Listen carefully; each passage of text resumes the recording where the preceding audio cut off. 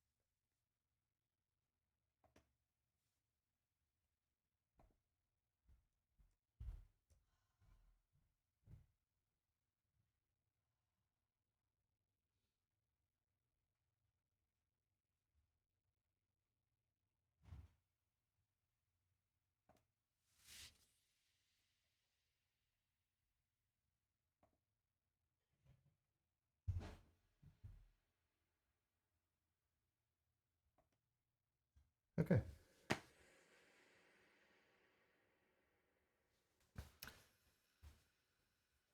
What? You're waiting to see if we can break it?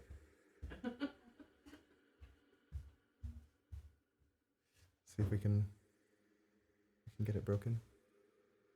You want me to go see? Yeah, maybe just turn the camera off. No, don't.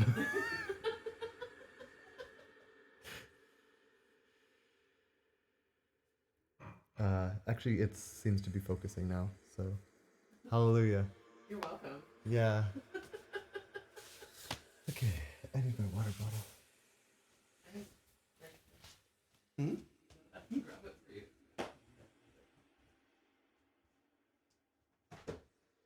That's too slow. Where is everybody? Where is everybody?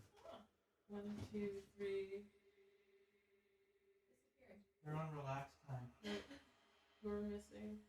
Well, I managed to get things going 15 minutes early, so if we could just talk quickly about what Shuma, for the new people, I realized everyone but you, Elizabeth, all the juniors, you are new to this. So, Really? Yeah. Oh. Everyone else is new. Right. I mean, and our Mrs. Angelin, of course. Yeah. But I mean, for journey people. Yeah. You ready? Yeah. Sleeping around. Anyone upstairs? Crazy. You're outside. Crazy woman. Oh, hey, how are you?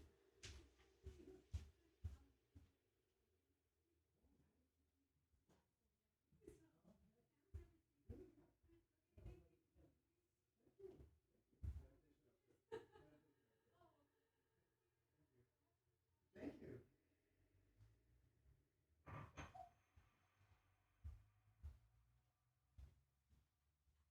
See them here.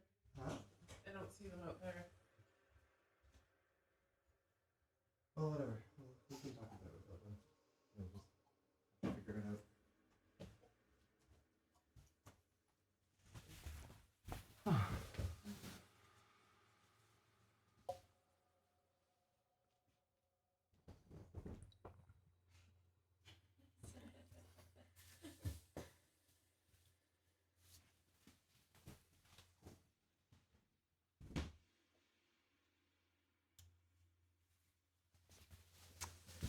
So, thing I wanted to talk about with Wachuma is so. Richard, have you had Wachuma? Nope. Okay. Jessica, have you had Wachuma? Okay. So basically, to put it really straightforward, generally people who feel that on. Okay, can we try pressing the button halfway down? Halfway down. Same button, just don't press it all the way. Did it focus on me? You can see in the little screen? Yeah. Okay, cool. Yeah. Great success. Go team. So for people who if we're having a two night ceremony, for people who feel like they got what they needed with the eye, like they had a full blown experience. They got what they needed. They felt like their intentions were fulfilled, or maybe a little overfulfilled. Like, oh, that was a lot. Then the Wachuma has a lot of value in terms of still being a process of healing and being a very powerful journey, but being generally less overwhelming, less intense, and having it's a longer experience.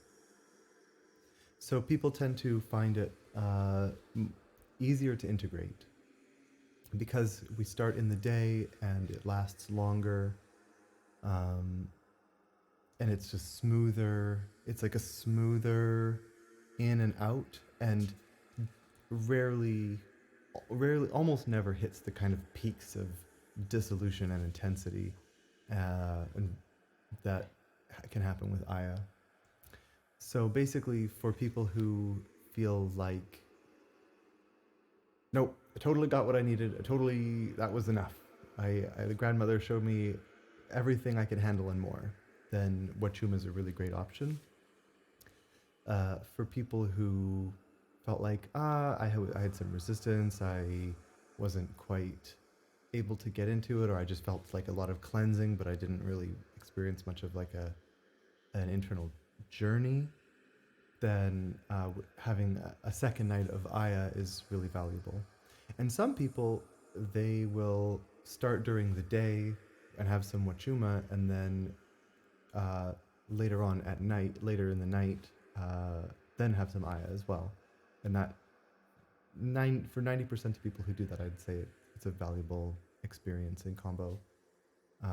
There are people who find it can have a feeling like the spirits are sort of conflicting, but generally speaking, it's experienced as being like the divine union, the mystical union between the divine feminine of Aya and the divine masculine of Wachuma.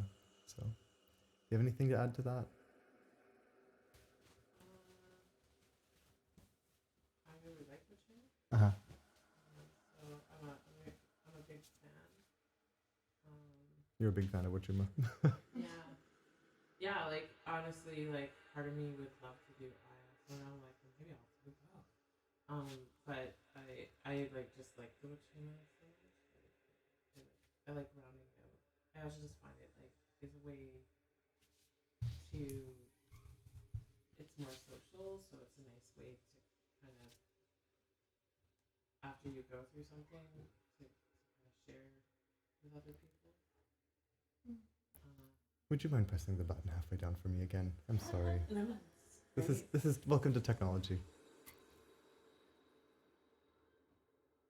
Good? I think so. Yeah. How do I know? Well, if you just look in the lens and if I look in focus. Look in focus. Awesome. All right. Hurrah, technology. I'm like, I don't know what it's like lines and squares and yeah. So you were saying that you appreciate the social aspect with Wachuma. Yeah, well, like I like to dance, I like the way it kind of goes with music. So I find it kind of like it rounds it out in a kind of more joyful way, which I enjoy a lot. I just enjoy being able, after going really like inward, I like kind of being able to share with people.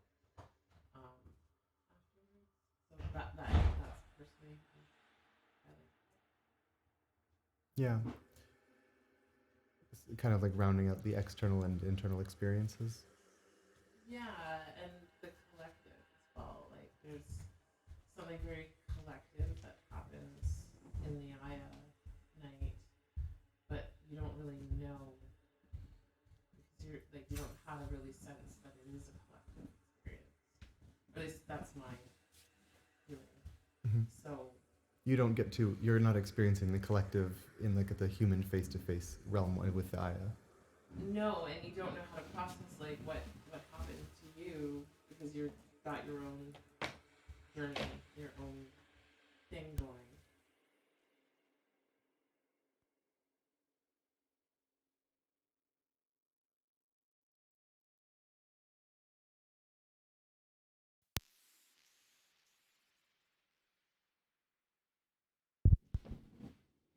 You know, like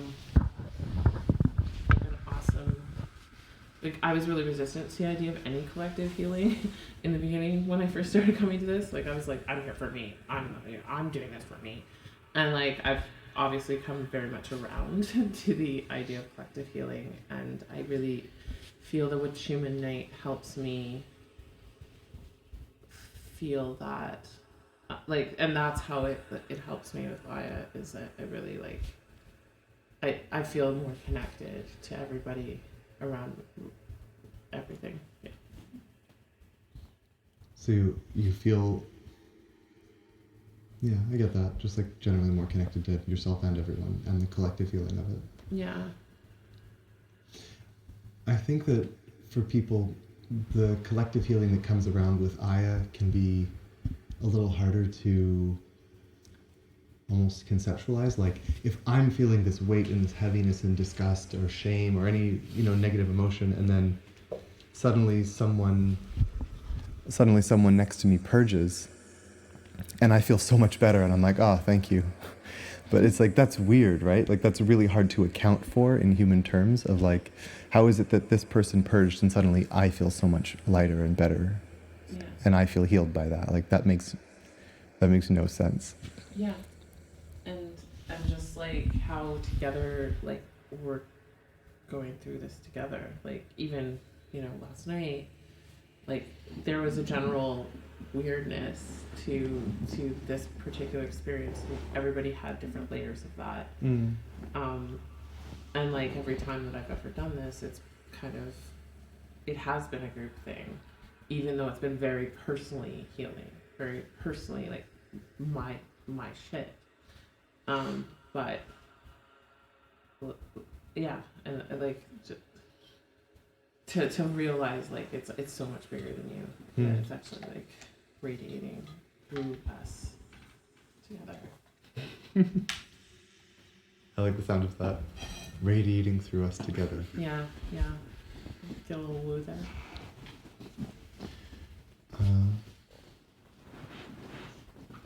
So, for those of you that are just walking in, we were just talking about how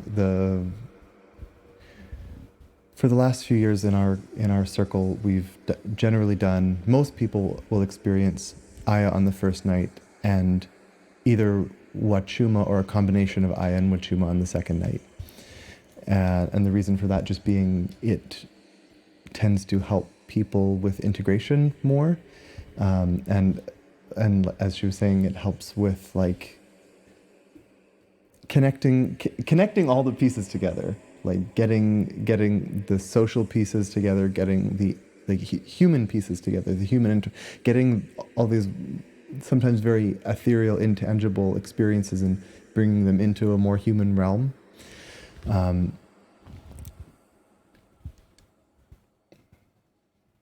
And having the opportunity to connect with your body more, it can be more bringing your consciousness really deeply into your body in a way, and that, again, integral. The word, like I can just sit here and say integral, integration. So yeah, are there any questions about the Wachuma? Cool. So yeah, you can let me know when we're done the Q&A session, just if we'll have a quick going around of a share, and in the share you can just share if you felt like you had you got the full Aya experience, or if it felt more like you were blocked in some way from it. Does that make sense? Or like, I don't know, if you're going, did I get the full experience? Then you probably didn't. And if you're going like, oh my God, I hope I never have to do that again, then you probably did. Not that you have to feel that way at all, but that's kind of like a guarantee. If you're like, I hope I mean, I think a lot of people go through a cycle within the journey itself, where at the beginning it's like, I wonder what's going to happen. Then at a certain point, like, oh my God, no, what? I'm never doing this again. Well, how did I think this was a good idea? How could anyone think this was ever a good idea? And then by like the and then by the 3/4 mark, 3/4 of the way through, they're like, oh, I just thank you so much, thank you. I just can't believe it. Oh, it's so beautiful. Oh my God, thank you, thank you.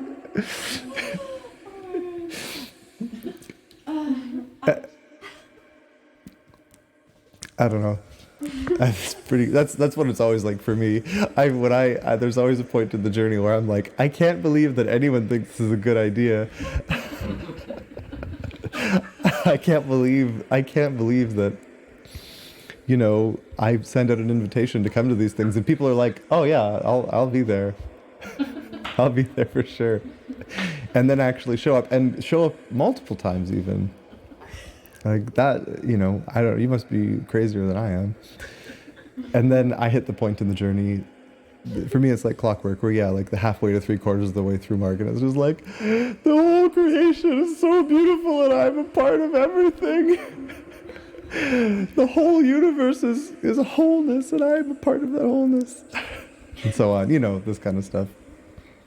Which then reminds me of all the, worthwhile aspects of being a human and being just a little piece of the whole creation. Anyways, so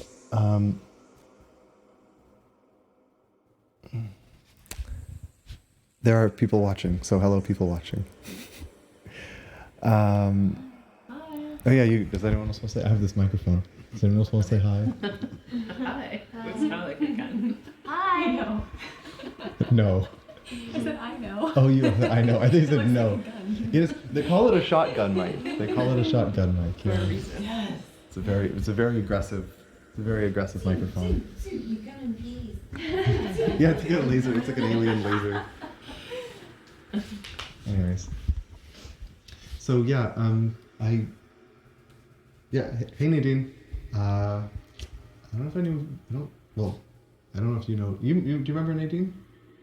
No. Red hair. I don't think you met Nadine. She was before your time. Wait. Yeah.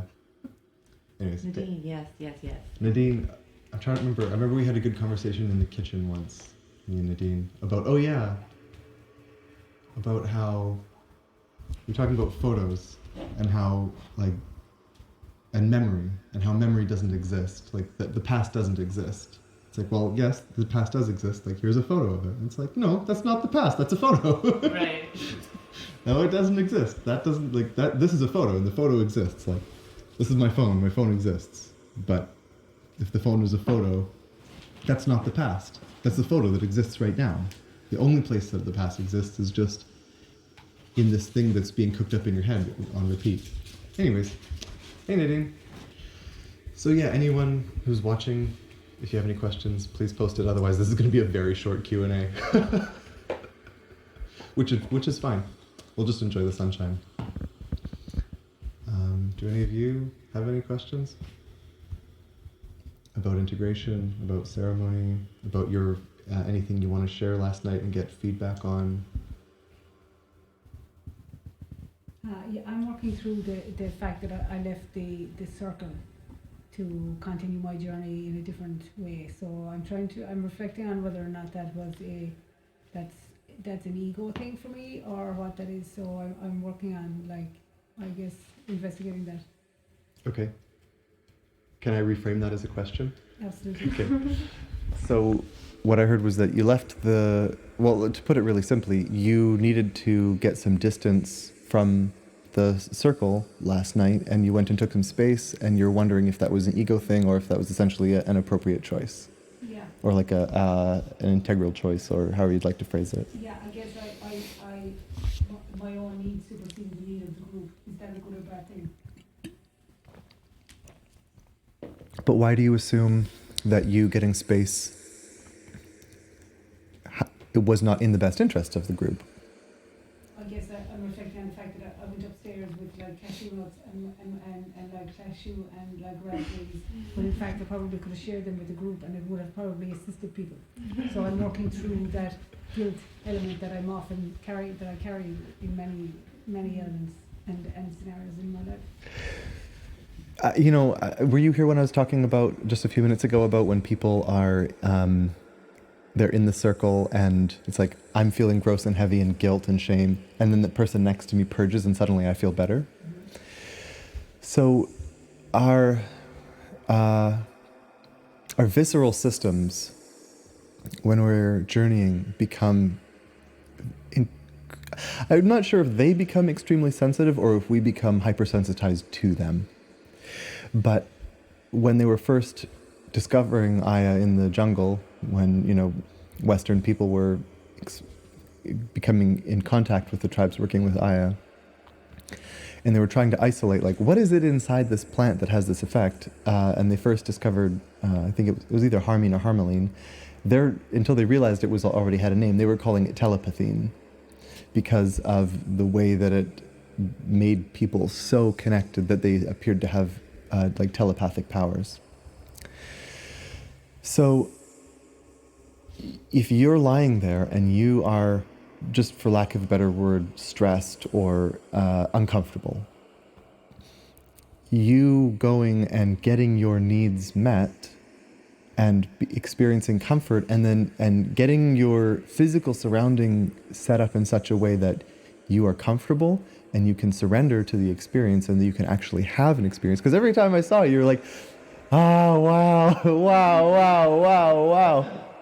This is amazing. Wow, wow, wow, wow. Like, thank you.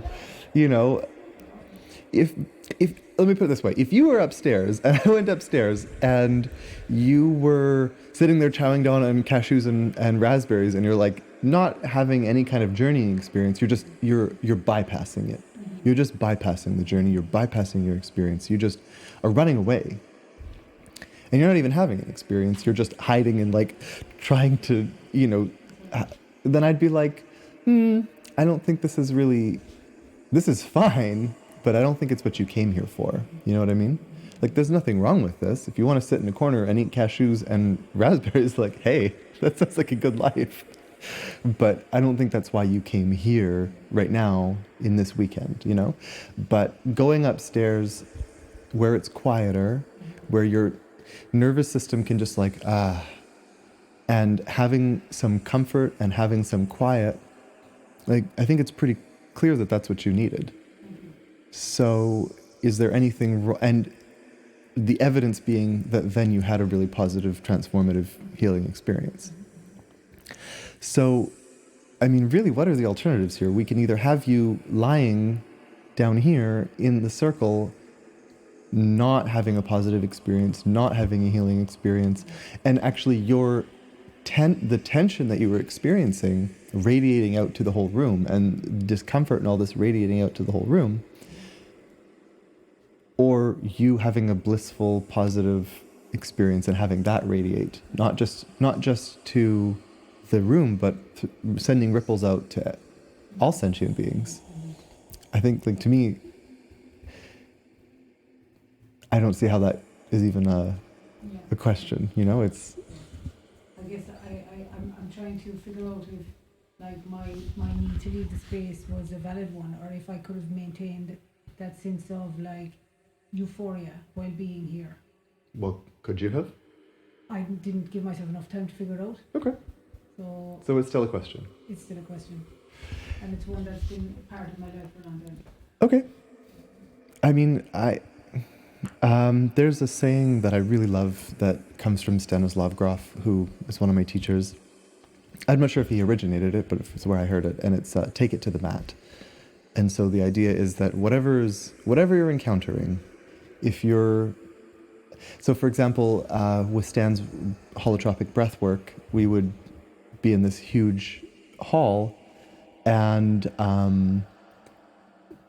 all kinds of different people who are at different levels of the training, usually the people who are the higher levels of training, they could choose the playlist for the holotropic breath work. And there's sort of 3 stages that it goes through. And one or debatably 2 of the stages, it can be quite aggravating, a lot of the music. It can be, really rapid African drumming, or really staccato kind of high singing, or all these kinds of things that are very primal and there's a word that he uses that's escaping me right now, but it's intense, and it's like and it's like it can be kind of triggering. And so, sometimes people will get up and go to one of the organizers and say, like, I hate this music, like, please, like, this is awful. Like, I feel so angry, I feel so irritated, I feel so frustrated, like, I don't even want to be here, like, I just hate this music and I want to go. Whatever complaints come up, they're just going to say to you, take it to the mat. Oh, you hate it? Like, you despise this music. Take it to the mat. You're feeling anger, you're feeling rage. Take it to the mat. It's also like that phrase which you've probably heard, which is the obstacle is the path. Like whatever is coming up for you right now that's an obstacle, that's a frustration, that's a source of discomfort that essentially you can't accept. There's a lack of acceptance. There's a lack of, okay, this thing that's happening, I'm just going to accept it as a part of my experience. Right? Like right now I'm really frustrated. Okay, that's my experience right now. There's a trust and acceptance with right now, if I'm frustrated and I'm in this ceremonial space, and I've given up the authorship of this experience. I've given up the control of trying to be the one writing how this is going to go. Like, I am surrendering this to spirit. I am surrendering this to an understanding that I don't know everything. I don't even know everything about myself. So I'm going to just surrender to what happens and see what happens. And I'm going to just be the one observing and accepting. Like, oh, when we put this in, that's what comes out of me. Who knew? Oh, you put me in this situation with this happening, and look, what comes out is rage. Oh, that's interesting. Oh, rage, okay. You put me in this situation where I decide through a combination of series of events, I end up in another room relaxing by myself and having a great time. Oh, look what comes out of me. Guilt. And like, okay, I accept. I just acknowledge and accept. Okay, there's guilt. There it is. There it is. That's what it is right now. And in the next moment, it could be anything else. But in that moment that I'm experiencing it, it's guilt.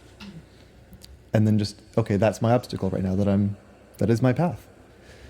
The guilt is the obstacle and the path. Okay, there it is.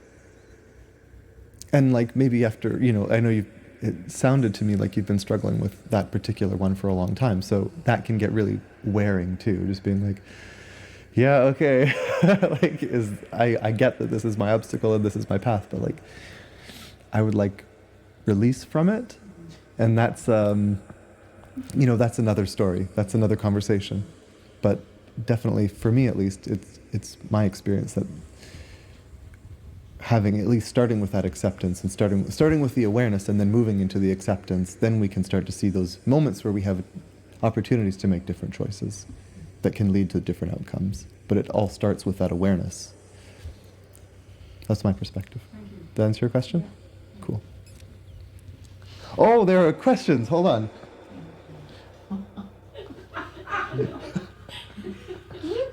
Nadine says she remembers the conversation about the the photograph.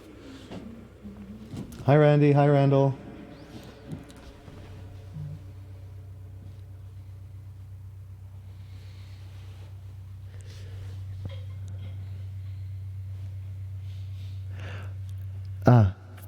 Okay.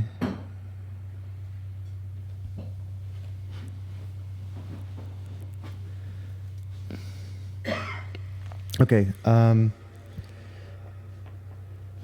So, Mr. Anonymous, he's wondering, to put it in my own words, not his words. He had a really difficult experience, powerful, felt very sick, and then great afterwards. It sounds like you had an experience. It was really powerful. Then I purged. I felt awful, and then I felt great afterwards. Like, I don't know. That sounds like healing to me. I don't know you personally well enough from the conversations that we've had online to know. Let me just say I haven't got a read on you, Mr. Anonymous.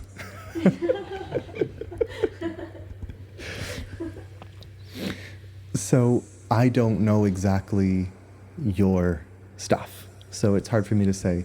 But I will say that it sounds like you got the point of this. The point of doing this live and of doing this, sharing it with the world, was exactly that, so that people could have a more powerful experience.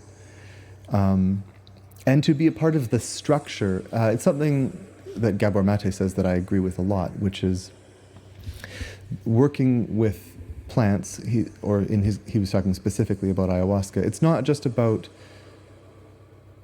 the use of those plants, but it's the, you could say, structured or ritualized working with those plants that brings about powerful healing, deep healing.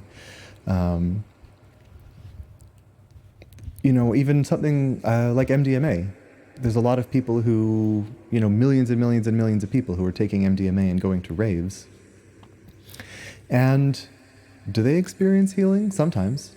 I think sometimes they get, but I don't think most people that I've encountered aren't going to a rave like, oh, I'm going to take a bunch of Molly, and going like, oh, I'm going to get so much healing out of this. So the intention is different. But then if you look at what's happening with MAPS, the Multidisciplinary Association for Psychedelic Studies, who's doing the clinical trials with veterans with PTSD, doing what I guess they would call psycholytic therapy with it, where they're taking it and then just doing talk therapy for several hours, and also having times where they're just eyes closed and really going inside. People are experiencing profound healing from that. Same substance. So, as they've said since the early days of research into psychedelics, it's set and setting. So being a part of it is, you're tapping into the power of the group and the tradition. So that's probably the most in-depth answer I can give on that one. Unless I knew more about what makes you tick.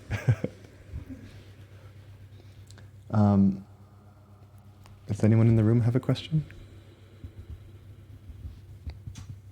Maybe. Okay. So you have a question to yourself, whether or not you have a question. I have a statement that is a question. I guess I just am curious as to, I feel like a lot of us who have talked, experienced a lot of resistance within this recent journey. And I definitely, I'm always kind of scared, and there's always some level of resistance when I do it, but it was the only way I could interpret what I experienced is that there was a blockage, and it was I was the work was getting deeper and deeper. It was a deep block, and I just wondered if you had anything to say about that. I don't remember. I read your book 2 years ago now, so I don't know. But yeah. I wrote the book 5 years ago, so my opinion might have changed. My perspective might have changed. Right. Well, just because I think there's also once you've done, it's so weird. Once you've done it a few times, you're oh, I know how this is gonna go, but it's different every time. so you have but you have expectations anyway, and I just kind of wanted, like, I'm kind of just riffing on this idea of like resistance and working through that, and kind of how collectively we kind of all had that, and I wondered if you had anything to say about that or any thoughts about it. Also, yes, I do have a perspective on that, and can people who are online, can you, I'm just wondering if other people are talking and I'm pointing the mic at them, just let me know can you hear those people? Because otherwise I'm just like sitting here going like, So just let me know if you can hear those people. So last night there was a lot of resistance, it seemed, and blockages. Yeah.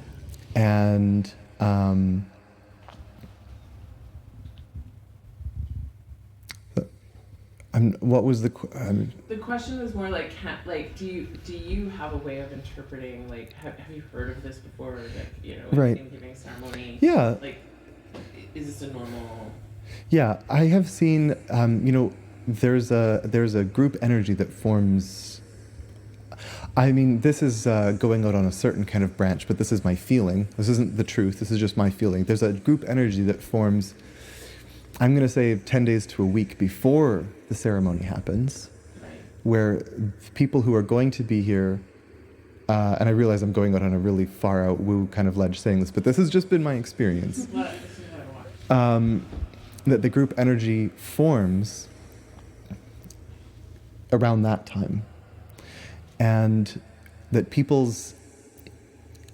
I'm not going to even name it, but people are interacting on a subtle level before they come together. And that dynamic is forming before everyone comes together. And, sorry, there's something else I remembered. But,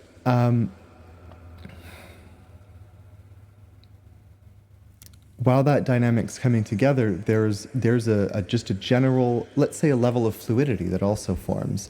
So I've seen groups come together where everyone comes in and we start and everything's quiet and everything's calm and everyone has their tea, and then it's like everyone's just boom in it, and like we're all on this wild experience all together without any, just totally fluid, And then I've seen groups where, like, I can just tell these people haven't even met before, a lot of them, but there's just this animosity and frustration and like pecking going on, and these are all different archetypes of dynamics that are just as ancient as there are ancient ancestors. I mean, I'm talking primates, These are things that are deeply, deeply buried inside of us that then they come out to be acted out. It's like a great mythical play that's being acted out on this stage of ceremony. I mean, I think that ceremony to me is one of the really... when I was in high school, I loved theater. And for me, I feel like ceremony... Like, I'm not the actor here. I'm just the director, and you are all a part of this play of archetypes, where we are all, and you are all individually in different moments acting out these different archetypes without really being aware of them. They're deeply buried in the unconscious mind, and they get acted out. And these are things that, when we learn to embody the positive elements of those different things that are being acted out, we can bring them into our lives. I think, to me, that's how I see because I'm a fairly utilitarian kind of person, that's how I see the utility of archetypes is, if I think about what is the archetype of the warrior, or let's say of the wizard. If I think of an archetype of the wizard, it's like, okay, whatever, life throws a flaming arrow at me and like, ding, and okay, now it's a bird. And like whatever's coming my way, being able to see it with clarity and intelligence and precision and understand it on a deep, deep level, and then transform it into something that is going to serve me. Why are you sitting on the hard floor? You don't know. I don't know either. How about some pillows or something? Right here. Yeah, or this extremely luxurious bed. Yes. Okay, so I'm probably verging on getting too tangential, but sometimes there is resistance. Sometimes there is flow. Sometimes there is animosity. There's all these different group dynamics that can play out, and I'm sure that you've seen in the last couple of years. Oh yeah. And it's like an improvisation or a automatic writing or taking ink and splashing it against a canvas. Like no one knows what it's going to be beforehand. I get a physical, visceral sense of it, but I don't get to choose it. Like I'm just the ferry person in this. I'm just the person on the raft going across the river in this. I'm not the conductor of this orchestra, so I don't get to say yeah. I mean, because if I was, I'd be like, yes, every ceremony, let's all just show up and be very harmonious and no resistance, and let's just all achieve immediate enlightenment. If I'm waving the magic wand, that's what I'm going to choose. So and then specifically about the resistance that people were experiencing last night, I had a sense, again, a visceral felt sense going into this one that we are in time. Everyone is slightly on guard right now, slightly too extremely. I don't think anyone is chill right now, myself included. We are in a precarious, profoundly uncertain moment. Really. Because fear is very profitable to sell. It's a very profitable product. We're all consuming all this fear all the time. Well, at least it's being sold to us. Whether or not we're consuming it is a different story. So, and then there is little twinkles of okay, but there's also this.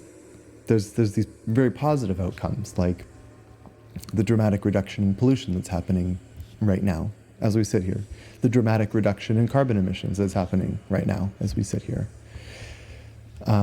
Even, there were, I think, 5 people who were going to be flying in for this ceremony, which I have nothing, I place zero judgment on that. I place zero, and no one flying from super far. But just even,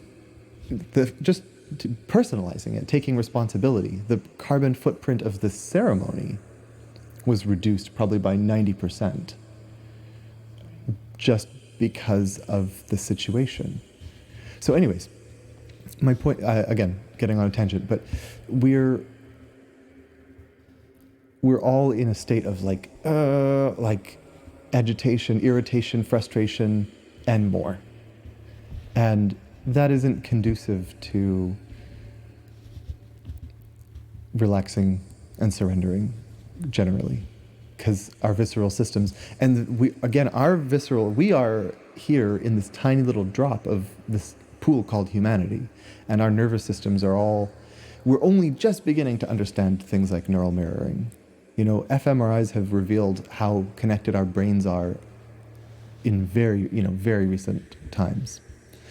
So we're only just beginning to understand on a scientific level just how connected we are. So for me personally, because this is really, I feel like where I'm most at home. Yeah, as soon as I got here and we were opening the circle, I felt like all the other stuff just completely dissolved out of my consciousness, and I was just right here, right now, in this exact moment with you. But our visceral systems are still completely tied in. So we're still antennaing exactly. Collective, the collective anxiety. Yeah. Is still coming through us. Yeah, the collective anxiety is still coming through us. Yeah. I would, that's not the truth, but that's my interpretation. Okay. Yeah. There was one other thing. Does that answer the question? Yeah. Cool. Thank you. That's a good question.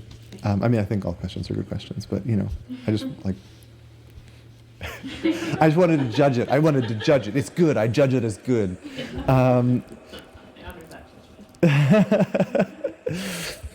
Mr. Anonymous was asking about the statue at the front. So the statue that you saw in the stream last night. Okay. All my relations.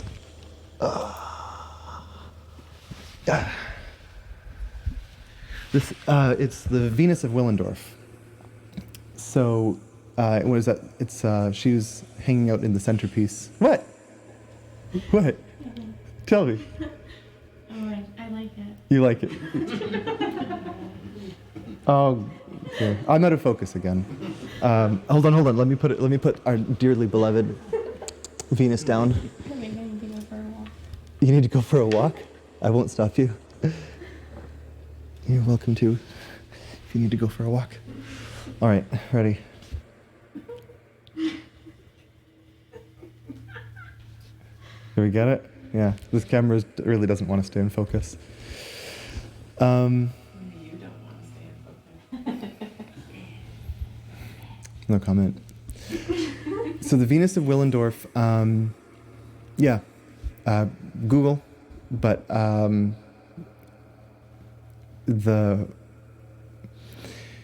it's believed that the Venus of Willendorf and other similar Venuses are a vestige of one of the oldest animist spiritual practices of humanity, dating back between 25 to, let's say, 50,000 years ago. And there are certain, theories that it can be a little bit far out there relating to, like, people discovering psychedelic mushrooms around that time, possibly, based on another, petroglyph called the Mushroom Man, which you can Google. It's like a man, not really a man, more like some kind of alien being, covered in what looks like mushrooms.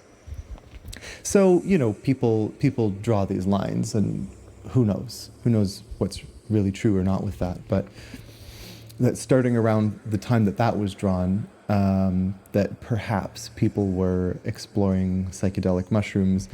And so the Venus figurines, of which there are many that have been found, though I think the Venus of Willendorf is maybe the best preserved, if I remember correctly, or most. They're all quite similar. And so it's basically just a very, voluptuous, full-bodied woman, and thought to represent fertility and abundance of food, and so on.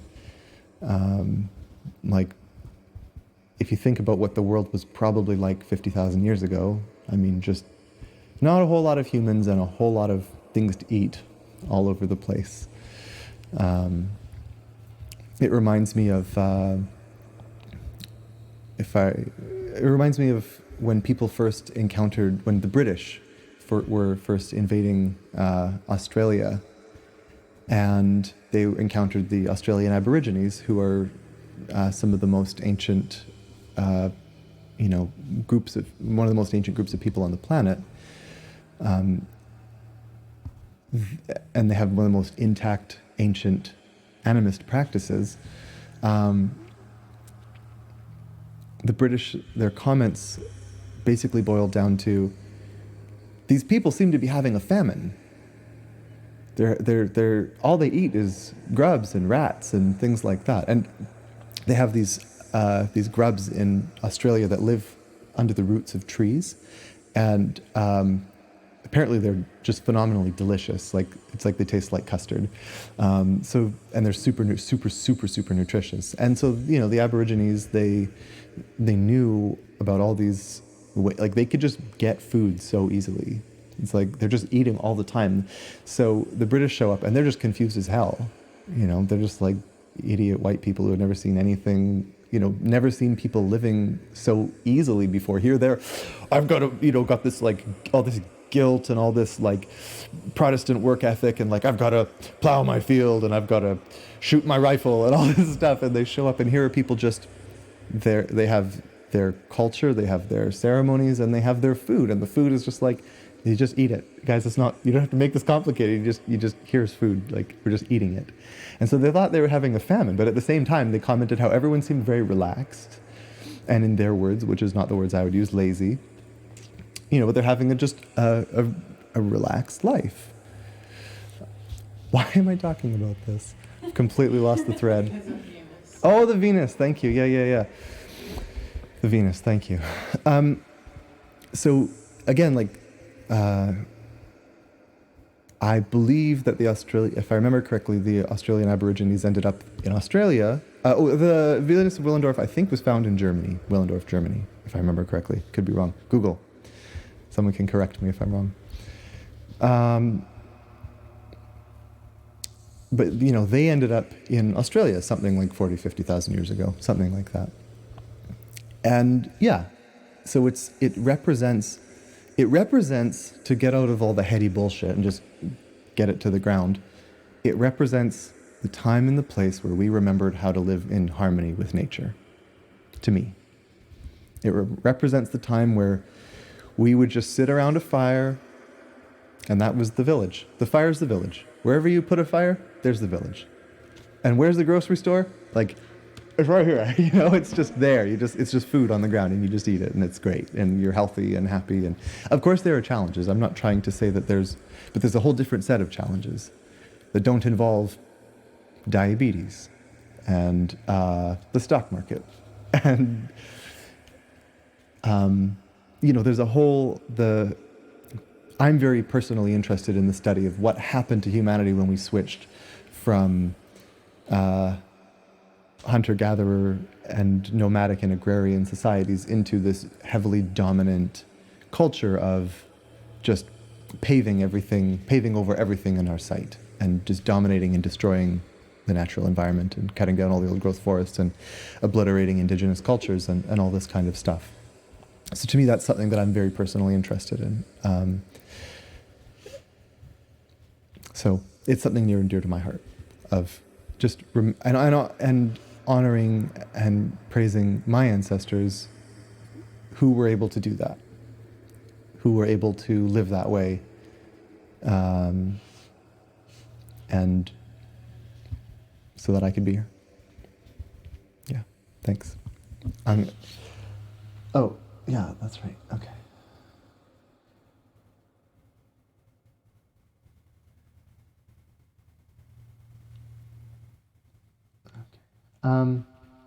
So Nadine was, I'm gonna have water.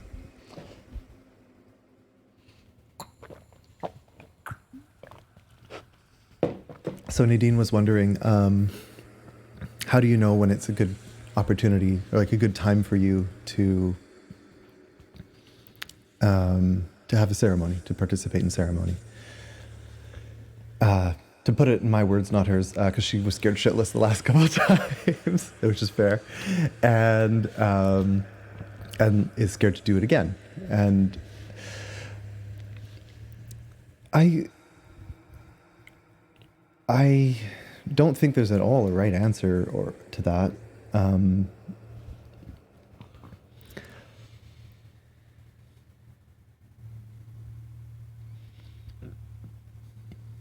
I mean, sorry. I don't think there's at all a right or wrong answer to, like, when should you do it.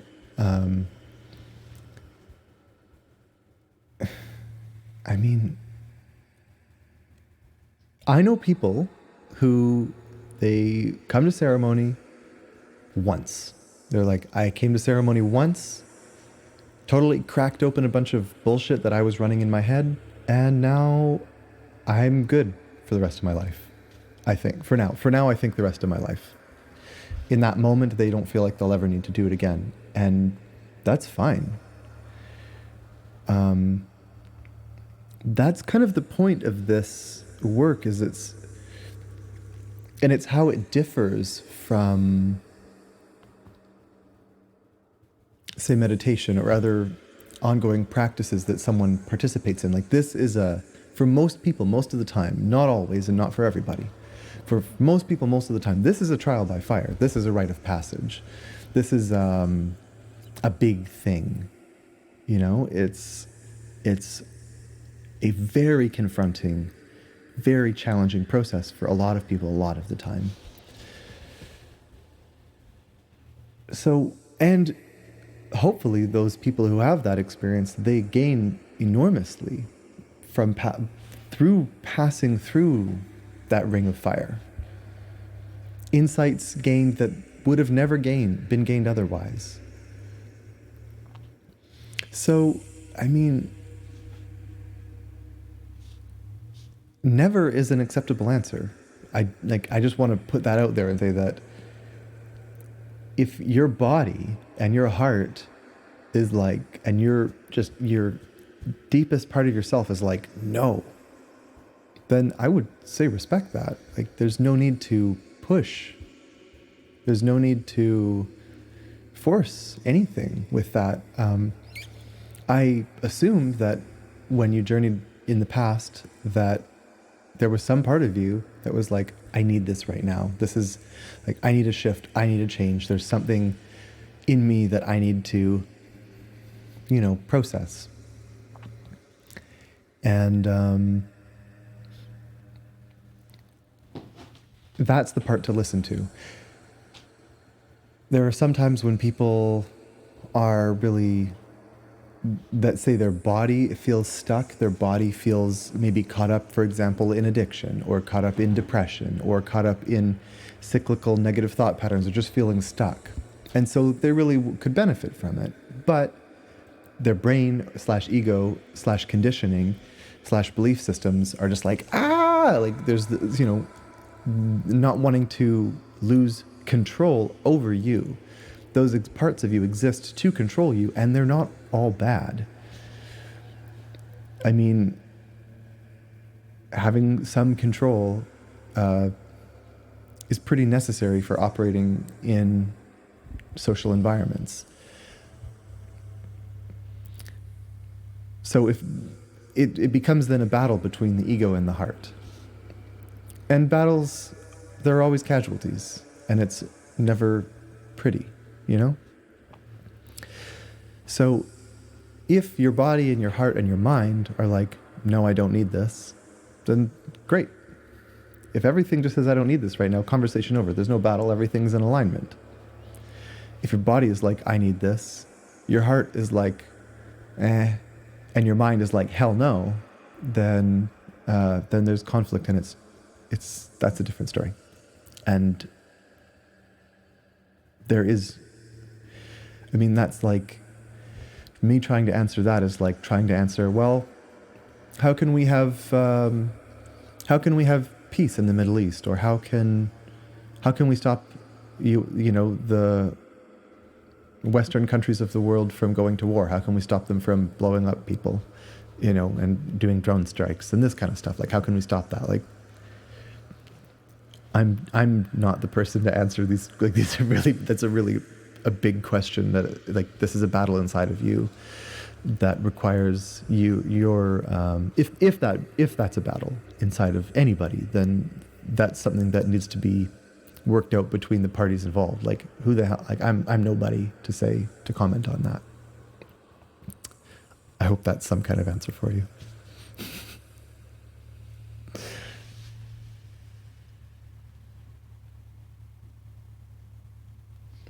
Thanks, Rosalie. I'm glad that you're finding it helpful.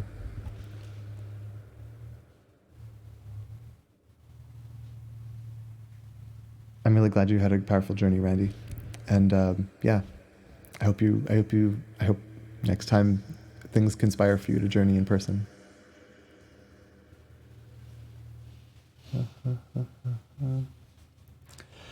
Okay. There's no more questions right now online that I can see. Oh. No. Okay. Any more questions in the room? Yeah, those chips are so good.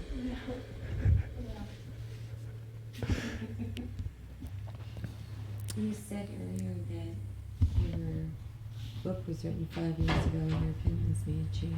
Right. Was that alluding to anything that you can point to?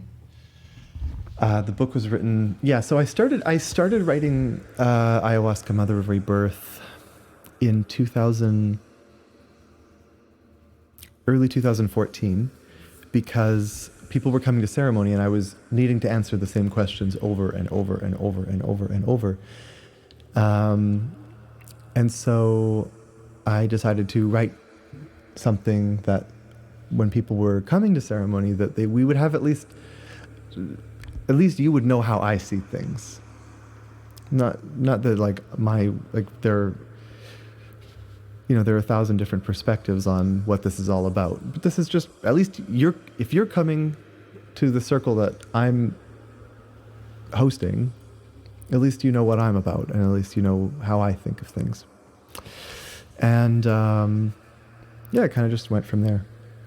And then it was published as like a book, not just like a primer, and kind of fleshed out by So it was published 4 years ago, May 2016.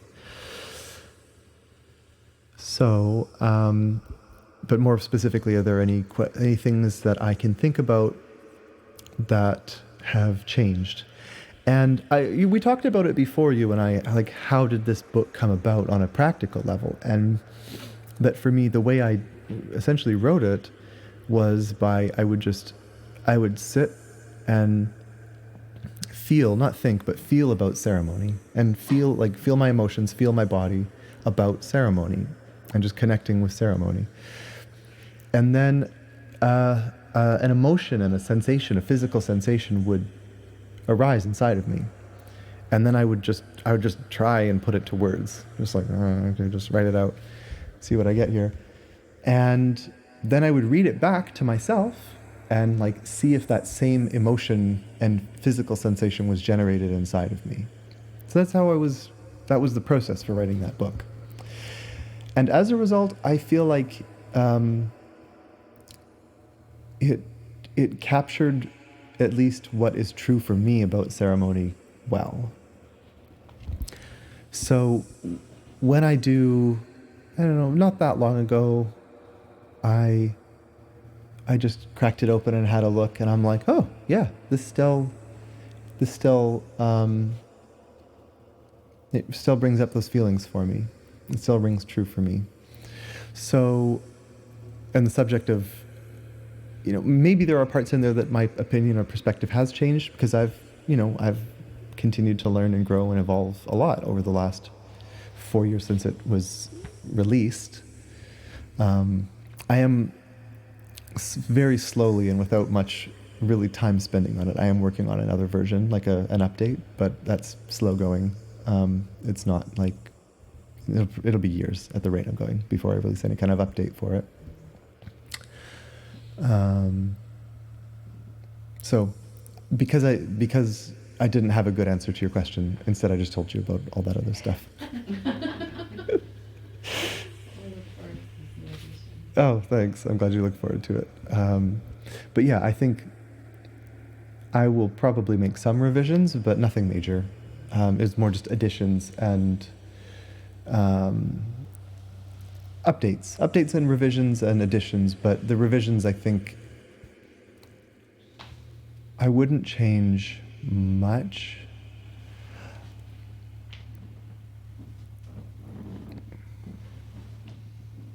I think I would probably say more about, I wouldn't change what I said, but I would say more about plastic shamanism and cultural appropriation and stuff like that.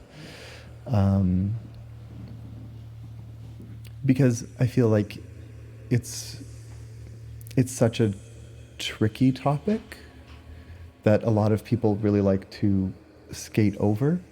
And as a person of highly mixed ancestry with very white skin, I feel like it's a bit problematic for me to talk about it at all.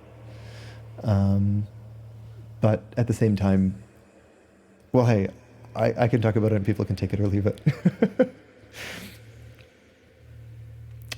So, there you go. So, what's your feeling about the work that MAPS does? Oh, about MAPS. MAPS, again, Multidisciplinary Association for Psychedelic Studies. I feel like you should be the one talking about this. Why? because you know more than I do. But I don't know more about how you feel about it. You don't know more about how I feel than I do? Yeah, fair enough. You're asking about how I feel, not about, the organization itself. So I live my life like a hermit, you know this about me. Like as soon as someone says like, oh, there's an organization that's really in line with your values, I'm like, you lost me at organization.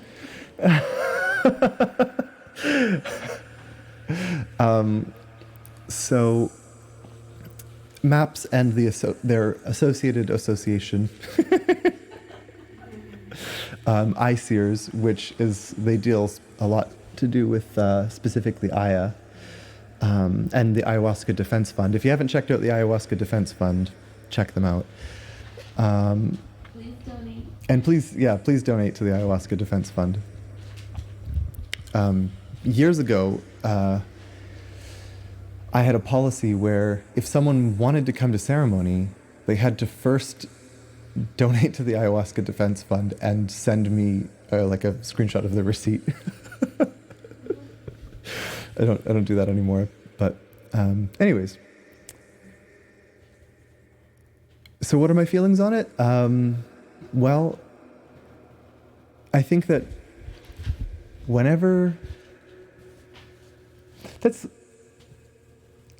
my feelings right now are overall really positive.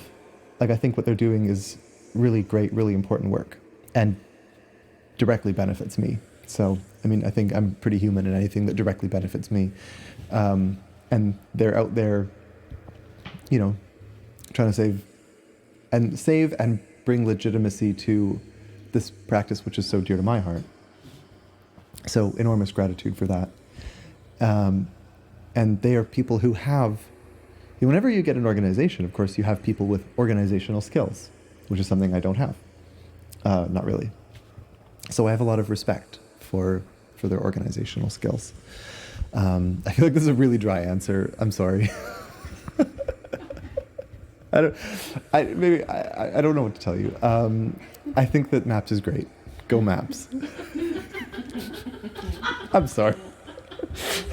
You can tell, people are just like, people are checking out. Like, let's go get chips. Like, Ankhara doesn't have anything more to say.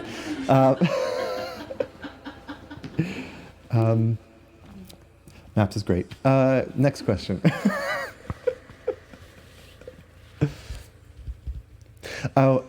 Sorry, I actually do have one more thing to say about that, but this is me being like a little controversial, but my concern with anything like MAPS is kind of like, it's like if you ask me, how do I feel about Jesus Christ?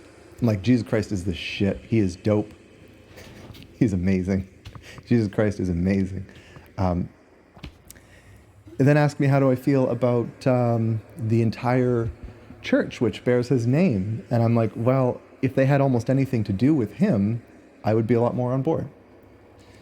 So it's and I can say this about any religion. It's like, ask me about how I feel about Buddha. Buddha sounds like a great guy, He just sounds like a really wonderful guy who did some really great stuff, and I'm into it. And then ask me about someone like the Sakyong of the...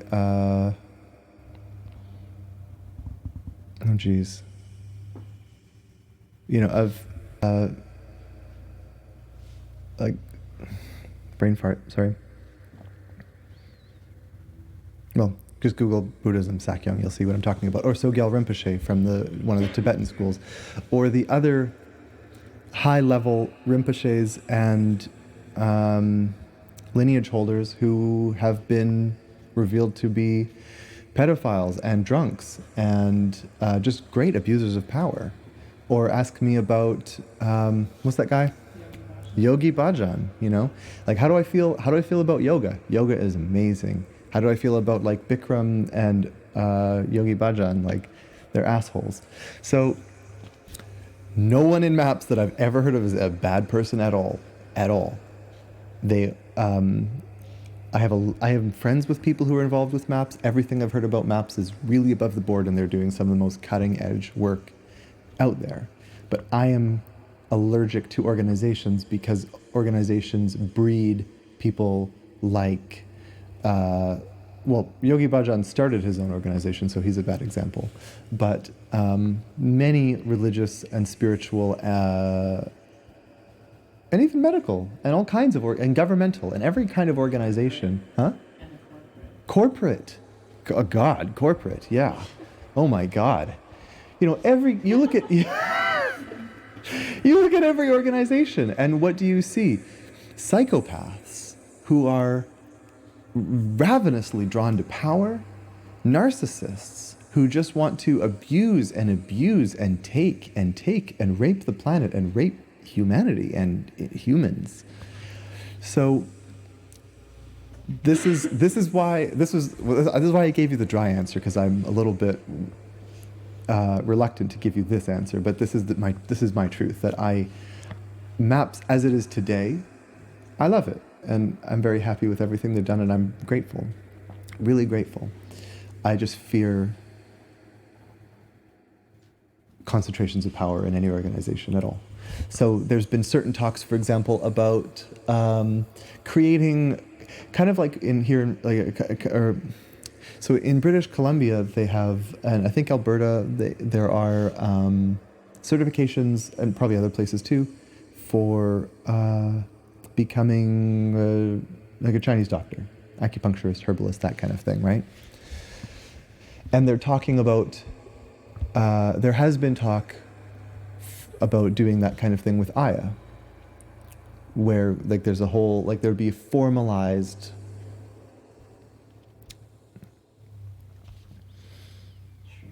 training, certification, yeah, so that there's a governing body that people have to then get permission from.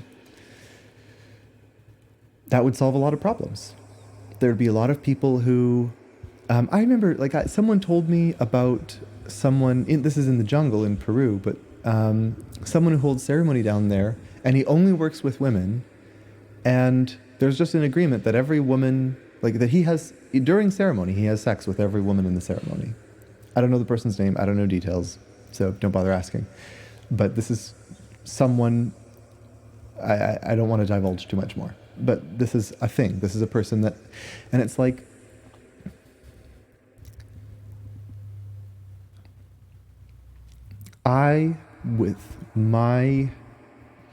where I sit in the world and the cultural beliefs that have been fed to me and what I believe integrity is, and those are my belief systems, I don't see how that could possibly not be an abuse of power.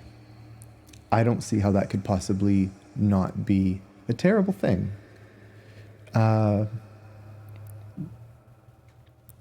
So let's just, this is my judgment, right? This is my judgment of my belief systems, but let's say that I think this is a terrible thing. Having an organization would then make it so that person is accountable to that organization. So it would stop situations like that. But then,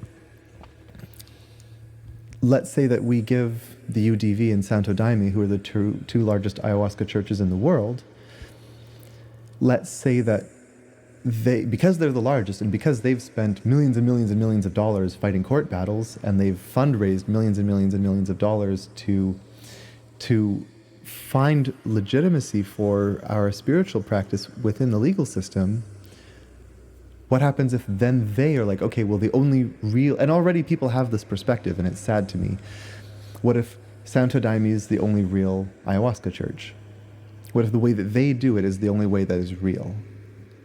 And it's like, okay, well, so what about the Shuar in Ecuador? What about the Shipibo Kanibo? What about all the other tribes? And then what about because there are many traditions in the world that have, relatively unbroken traditions, who, part of their tradition is whenever they encounter a medicinal plant, they're like, well, of course we're going to use this medicinal plant. So they incorporate that medicinal plant into their practice. So whether that's Shuma or Aya or mushrooms or whatever, they're like, okay, we can, our elders say that this is beneficial. We're going to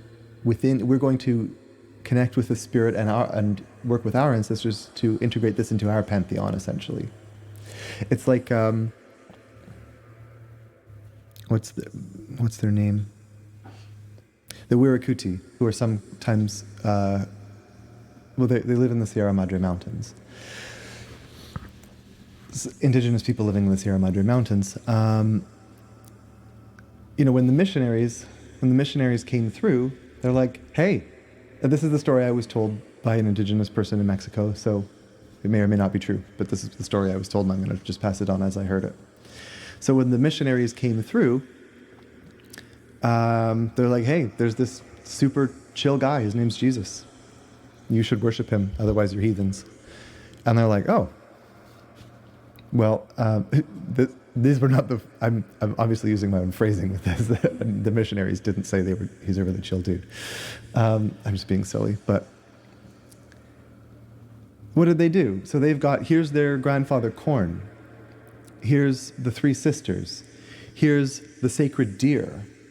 Here's the hummingbird. They've got their pantheon of gods and spirits. Here's the altar for their grandparents and their ancestors. They've got their altar, and they've got little houses where their gods live and their ancestors live and their spirits live. And there's a little spirit house, and they're like, they can fit in. They don't need a big house. They just have a nice little house. I was told that they think churches are quite silly. It's like, well, why does God need a big house? God doesn't need a big house. Just let God have a little house. And so what did they do? They just put the Jesus in the little house. They're like, oh, cool. Walked on water, fed people, loved his neighbors, told everyone to treat strangers like they were part of the family. You just told everyone to just be kind and loving and generous and understanding and patient with everybody. Wow, what a great guy. Yeah. And he's the Son of God. Oh, perfect. Well, we all are, but anyways, let's just put it in there.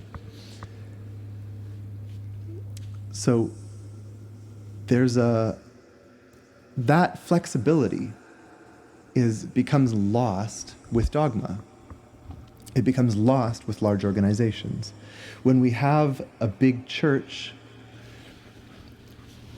so I'm not going to get into, I'm not talking specifically about Daime or any specific church right now, but when we have a big organization or we have a big church, they dictate. They, like, even look, specifically like the Roman Catholic Church and the Dead Sea Scrolls. They're like, at a certain point, not sure exactly how long ago, but at a certain point, there were all kinds of books that were part of the Bible that the Roman Catholic Church was like, okay, actually, these aren't canon anymore. We're just going to... Doesn't matter that these were written that these are some of the oldest manuscripts that were written by mostly the disciples of Jesus' apostles. Like, we're just going to... These say very inconvenient things. We're just going to push those away. Right? And so those kinds of things can happen. It becomes a concentrated power where people get to say what is and isn't true, what is and isn't right, what is and isn't part of that tradition. And then we get all these schisms and schisms and schisms and schisms. So I think I've probably really said enough now. Maps is great, support them. Okay.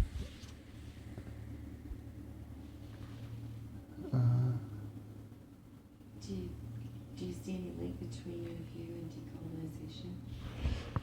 Say it again? Do you see any link between your view and decolonization? Between my view and decolonization.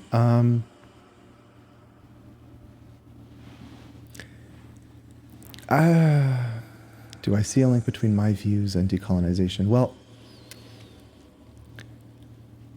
I think decolonization is a very talked about thing right now. It's and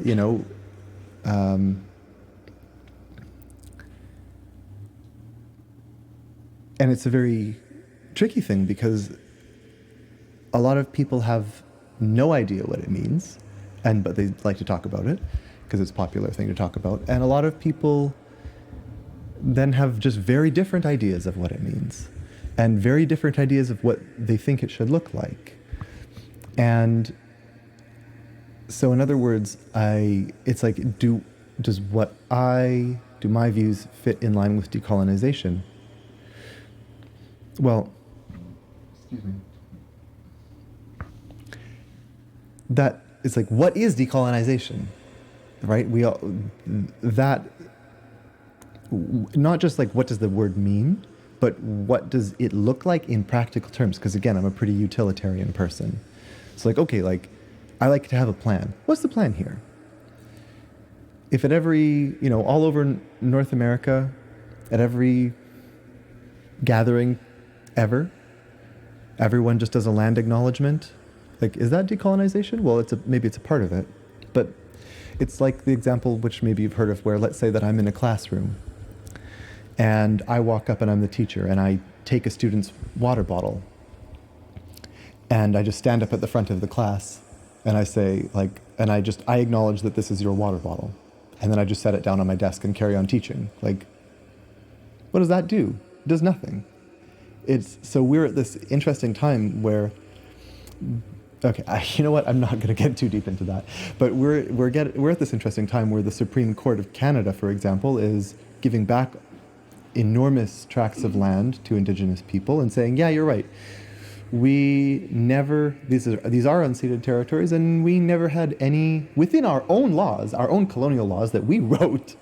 We didn't take your land in a way that was legal. So here you go. It's yours. Land back, hashtag land back. But then what's it going to look like when, for example, if that court battle happens over Vancouver? Like, okay, so who do we give Vancouver back to? Who gets Vancouver?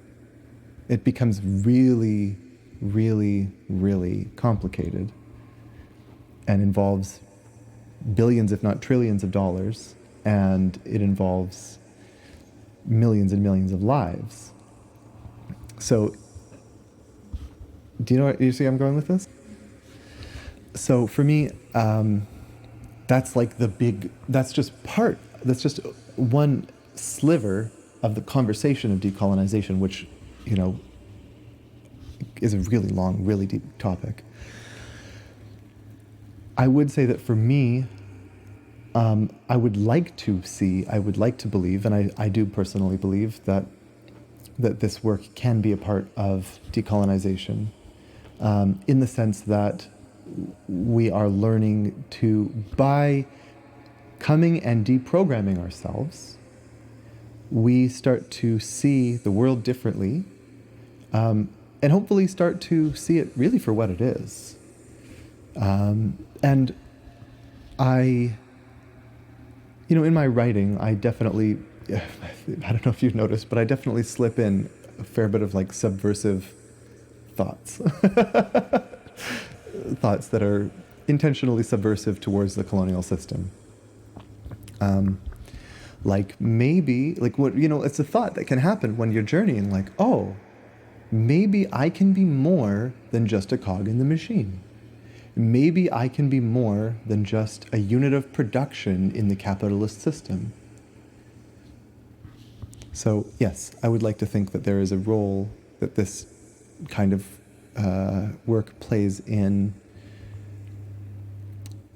waking us up so that we can see the colonial system for what it is. The uncertainty and the fear comes from then, okay, so what happens after this? Like what does the post-colonial world look like? Is a question that entails an enormous amount of hope and fear, because it could be, well, it would be better in some ways and worse in others. And so naturally we want to keep the things that we like, and we don't want to give up the things that we like. I like to meditate in a monastery in Thailand, and maybe air travel wouldn't be an option. Let's just say that, And so I wouldn't get to do this thing that I like. So I want to hang on to that. Or like even what's going on right now is a great example of like, I went to the grocery store. I eat a very limited diet. Like I eat a very select few things, and they were all sold out and gone. So it's like, oh, my sense of control. I was deriving a sense of control from what I was eating. By eating a highly limited diet, I got to feel that I was in control. But it was a lie. I wasn't in control. So it's something where we all have to confront this right now about a loss of sense of control and a loss of certainty. And for some people, I mean, God bless their cotton socks who still have some innocence left, a loss of innocence. Okay. That's all I have to say about that. How are we doing? 85, we'll be doing this for 85 minutes, it says. So probably maybe one more question.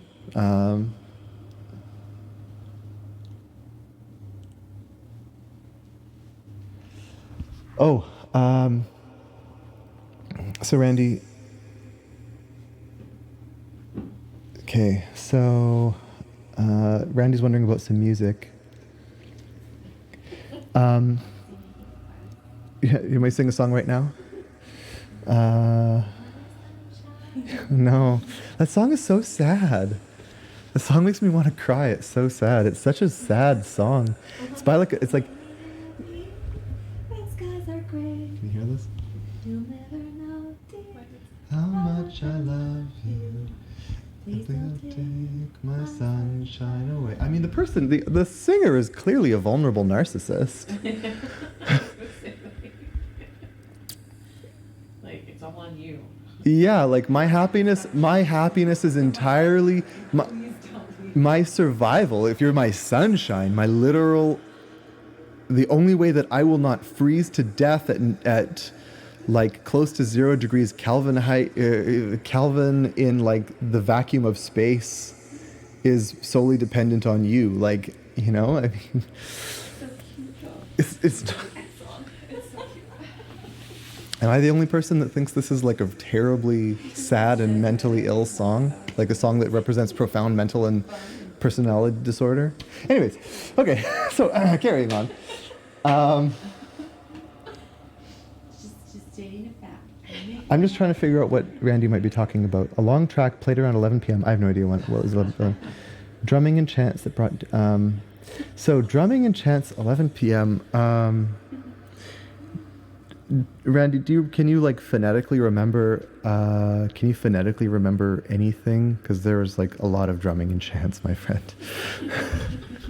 I will say that you got the link to which I sent to you. That will have a whole bunch of like 1.7 gigs of music to download, and not all of the music that you would have heard last night is on there, but a lot of it will be on there. So there's a lot to sift through. It's a lot of really good stuff. So yeah, check that out and see if it's in there. And yeah, also the Rest in Natural, he brought up the poem Rest in Natural Great Peace being read out loud to some beautiful chanting by none other than Sogyal Rinpoche. And it's interesting because I still love that song even now that I know that he's terrible human being, or let's say terribly flawed human being. Again, like a great abuser of humanity, who terribly abused a position of trust and power and authority. So it's, it's something we all have to confront with, like, he was reciting a poem that he didn't write. He was reciting a poem that a great master that was one of his, that came before him, wrote. And someone then took some beautiful chanting and music and put it over top of him sing that. But it's his voice. It's the voice of an abuser. And this is this time in human history where we are really having to like stare dead in the face of like just...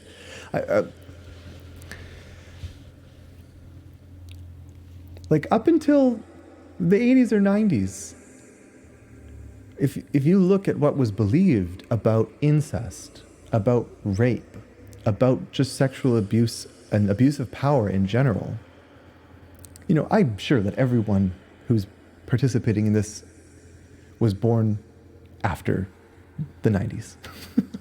Before. Before. My brain's turning to mush now. We've been going 85 minutes apparently is my limit where my brain's turning to mush. Huh? I'm a bit older than that. A bit older than that, yeah. Okay, so, sorry. Getting back to it. My point is that this is the time when we're having to ask these questions, because before the 80s or 90s, within even the medical community, the psychological community, and I've talked about it many times, but highly recommend the book, The Body Keeps the Score. He talks about it at length in there. It just wasn't believed that this stuff was happening as much as it actually was. And now we understand, we're starting to really see the scope of the abuse of power in the world. And it's way worse than I think almost anyone could have imagined. So we need to start, we are at this place. This is a question that I don't have the answer to. Like, what do we do? You know, there's a whole cancel culture thing, which then it is in itself problematic. And this is a question without an answer. But yes, so that track was by Sogyal Rinpoche, or it was his voice. And I love that poem. I love, love, love that poem. Rest in natural great peace, this exhausted mind, beaten helplessly by karma and neurotic thoughts, like the pounding fury of the relentless waves in the infinite ocean of samsara. Rest in natural great peace. Like I recite that to myself often, very often. And anyways, question without an answer. Just before rest in natural great peace. All right, fine. That's fine. Okay, Randy, you got me. I'm literally looking at the playlist just because we're here and I can do it quickly.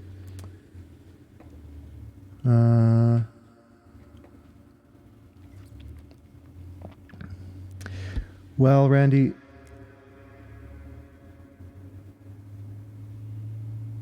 the track that came right before didn't have, there's no chanting and there's no drumming.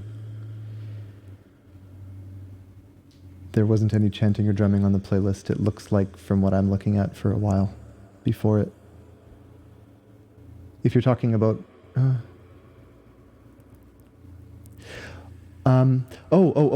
but you know what?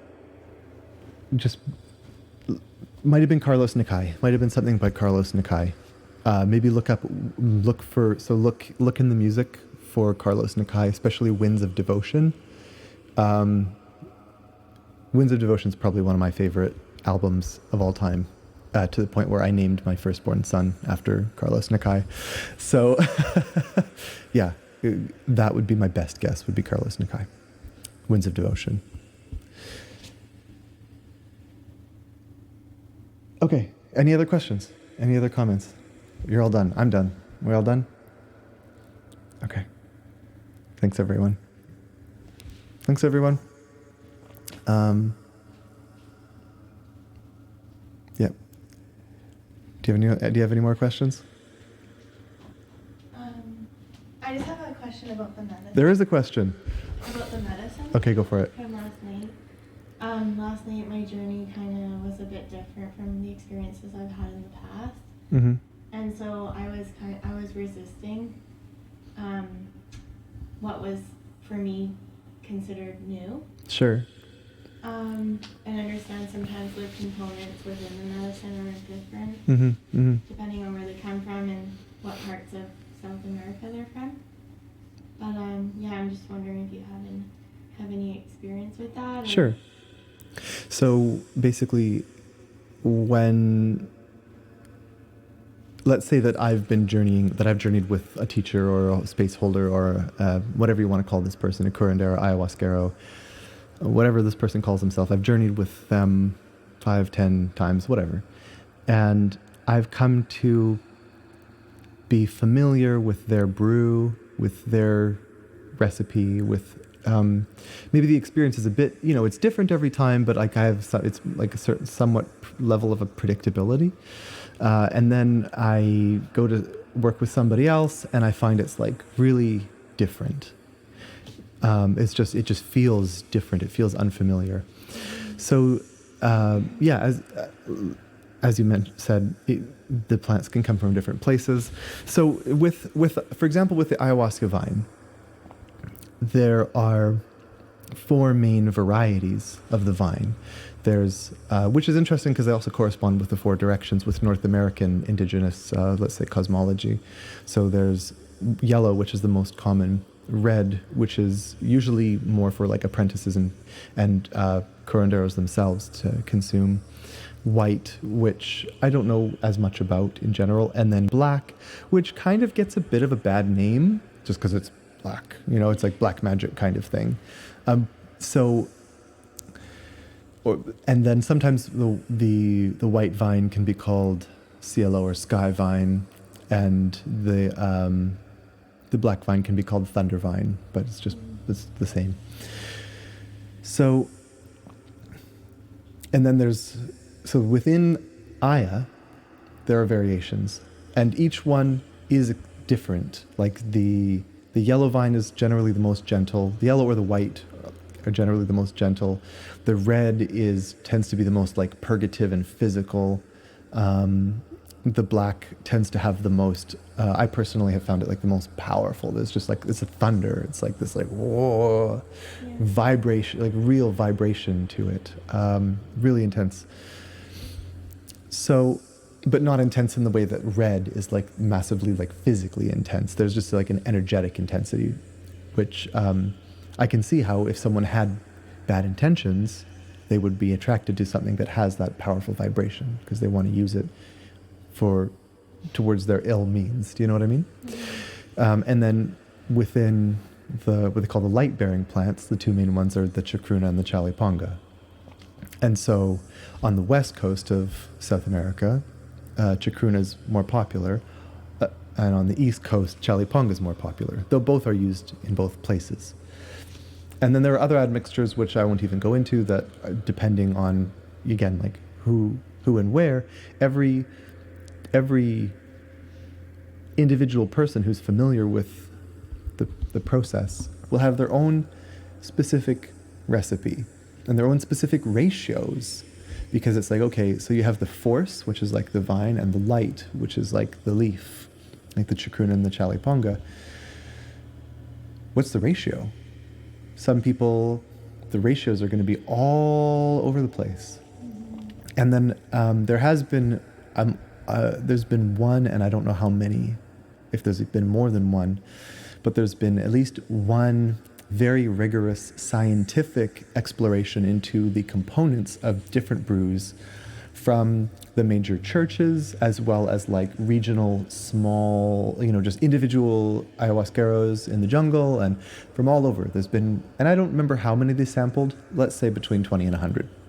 I can't remember. But they sampled and they actually looked, okay, like how many of what the ratio of different components are in them. And it was all over the place. It's all over the place. The ratios of the different alkaloids in each brew were all over the place. So again, this is the issue when we have something like dogma, or if we're talking about like going back to the question about dogma, is it's like, so which is the real one? Which is the real ayahuasca? And it's like, well, they all are. They all are, but they're all different. And so, and not just that, but even, if I'm standing in the jungle and there's an ayahuasca liana hanging from this tree, and then I walk 20 feet away and there's another different ayahuasca liana hanging from another tree, those two, 20 feet apart, they're going to have different components. They're going to have a different makeup. They're going to have a different alkaloid balance. So when I'm not saying, don't get me wrong, I'm not saying that consistency is not possible. Consistency is possible, like a relative consistency, where if it's prepared with the same ratios by the same person in the same tradition over a number of years from the same general geographic location, yes, there will be a general consistency, not a pharmaceuticalized consistency, because that's not what we want. You know, people talk about like pharmawaska, where people will extract the active components into like a pharmaceuticalized kind of concentration, and then they will then they know down to the milligram exactly what they're taking. And I don't think, and they're discarding all of these other parts of the plant that, to me, in my spiritual experience of the plant, are very important. This is like the spirit of the plant that they're discarding, to me. And so those people, yeah, they could probably have a more consistent, like, yes, I know exactly what experience I'm going to have every single time. It's like much more consistent because they know exactly what they're putting, what exactly they're getting, and exactly what ratios and quantities and so on. But then it's losing the mystery and it's losing the spirit to me. So no matter what, like, I think that I'll say that the brew that we work with tends to be experienced as a pretty, like, it's got like an oomph to it a lot of the time. Like there's like a big breakthrough that can happen. And some people, not that this is unique at all, but to ours, but some people, they experience where like a giant snake comes and eats them, and then they're going down this kaleidoscope into the spirit world, or like a portal opens up and they go through the portal, or the portal goes around them. And usually in those moments, there can be a lot of fear, there can be a lot of resistance for everyone, you know, it's just normal, because it's like so real and so alien to go through this portal. So yeah, I does that answer your question at all? Would you say this one is more like yellow white? Let me think. This one is all yellow. All yellow. Yeah. Okay. Yeah. Interesting. Yeah, yellow is by far the most common for just typical healing. It's just very powerful. You know, it's just great for healing, and it's great for healing without being generally like too much. Yeah, I have had the chance to experience, for example, like I had one brew that I got to experience once where it was like half white, half black, half chacruna, half chaliponga. You know, that was very interesting. It was kind of unique. So there are all kinds of different recipes and all kinds of different brews, and I think that when we start getting into that kind of conversation, it can become a little bit like too connoisseur-y. Like, I'm one of my teachers that I really respected, Lena Stevens. Or I shouldn't say respected, who I still very much respect. I remember journeying with her and her just being like, I'm just like, sorry, I'm like, is it okay for me? Well,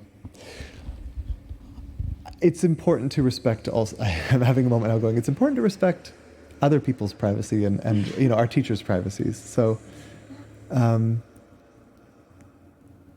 me just say that a lot of people work with a very traditional brew that's very simple, and that's all you need. That was, I had to check myself there for a second, but let me just say that what I'm really trying to say is that force, light, ceremony, and song, that's it. Keep it simple. You know, it doesn't need to be like, oh, and there's this vine, and there's that vine, and there's this plant, and there's that plant. It's like, I'm having an experience. Maybe I'm resisting it. Maybe I'm surrendering to it. It's always going to be different. But it's like going back to that take it to the mat principle. It's like, okay, right now, what am I experiencing? Resistance. What can I learn from this resistance? Can I surrender, even though I'm resisting this experience, can I surrender to the experience of the resistance? Can I just feel the resistance and surrender to the resistance and feel the resistance and acknowledge and accept the resistance? And let that be my experience. You know? Yeah. Right. Okay. That's a wrap. Thank you so much, everyone. And thank you very much online.